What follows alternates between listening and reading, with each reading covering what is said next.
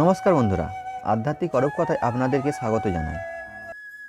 এই অধ্যায়ে ভগবান শ্রীকৃষ্ণ বর্ণনা করেছেন যে অষ্টাঙ্গ যোগ হচ্ছেন মন ও ইন্দ্রিয়গুলিকে সংযোগ করা একটি পন্থা বিশেষ।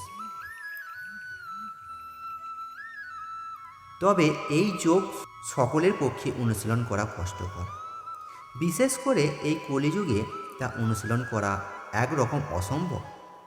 ভগবান শ্রীকৃষ্ণ এই অধ্যায়ে অষ্টাঙ্গ যোগের পদ্ধতি বর্ণনা করে অবশেষে দীর্ঘভাবে প্রতিপন্ন করেছেন যে কৃষ্ণ ভাবনাময় কর্ম বা কর্মযোগের অষ্টাঙ্গ যোগের অপেক্ষায় শ্রেষ্ঠ। এই জগতে সকলে তার স্ত্রী পুত্র পরিজনের ভরণ পোষণের জন্য কর্ম করে, ব্যক্তিগত স্বার্থ অথবা ভোগ বাঞ্ছা প্রত্যাশা না করে ভগবান শ্রীকৃষ্ণের সেবা করার জন্যই কর্ম করে। প্রতিটি জীবই ভগবানের অবিচ্ছেদ্য অংশ, তাই ভগবান সেবা করাই হচ্ছে তার একমাত্রই কর্তব্য। শরীরের বিধিত অঙ্গ প্রত্যঙ্গের সম্পর্ক শরীরের পালন পোষণের জন্য কর্ম করে, তাদের আংশিক স্বার্থের জন্য নয়। তেমনি যে মানুষ ব্যক্তিগত স্বার্থের পরিবর্তে পরমবে তৃপ্তির জন্য কর্ম করেন তিনি হচ্ছেন প্রকৃত সন্ন্যাসী এবং প্রকৃত যোগী। প্রান্তিক বশত কিছু সন্ন্যাসী মনে করেন যে তারা সব রকম জাগতিক কর্তব্য থেকে মুক্তি হয়েছে এবং তাই তারা অগ্নিহত্যা যজ্ঞ দিয়ে অনুষ্ঠান করে, ত্যাগ করে, কিন্তু প্রকৃতপক্ষে তারা স্বার্থপরায়ণ, কারণ তাদের লক্ষ্য হচ্ছে নির্বিশেষ ব্রহ্ম সাচুর্য লাভ করা।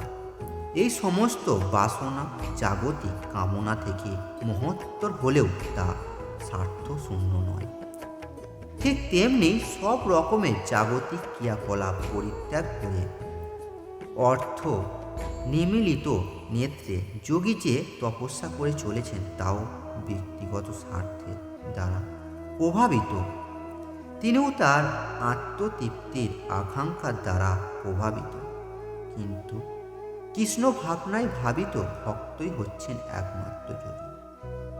তিনি পরমেশ্বর তৃপ্তি সাধন করার জন্য নিঃস্বার্থভাবে কর্ম করেন, তাই তাতে একটুকু স্বার্থ সিদ্ধির বাসনা থাকে না।